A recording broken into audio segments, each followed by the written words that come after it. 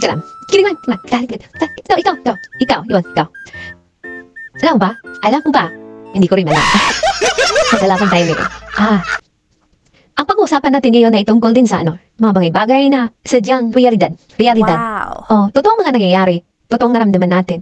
Like for example sa mga taong nagmamahal sa mga family.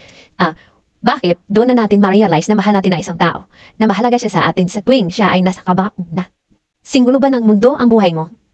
Huwag mong paguluhin, huwag mong dagdagan ang kaguluhan dito sa ating mundo. Ang pag-uusapan natin ngayon ay tiyak na nakakaanting puso.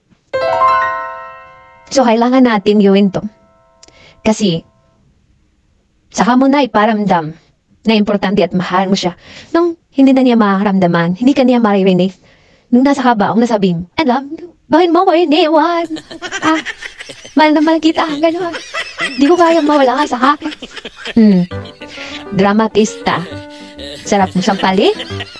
Ang sarap mo sampali. Kasi saan ka nung siya pa'y nabubuhay? Saan ka nung nakikinig pa siya sa'yo? Diba? Yun.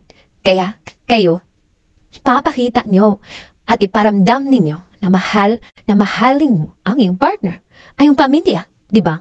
Yun. Pero wala ka man dito sa mundo, wala ka ng pinagsisihan o wala ka ng pagsisihan pa. Dahil pinapakita mo na lubos-lubos eh. Sabihin mo na lang, I love you so much. I miss you. Simply word. Can't express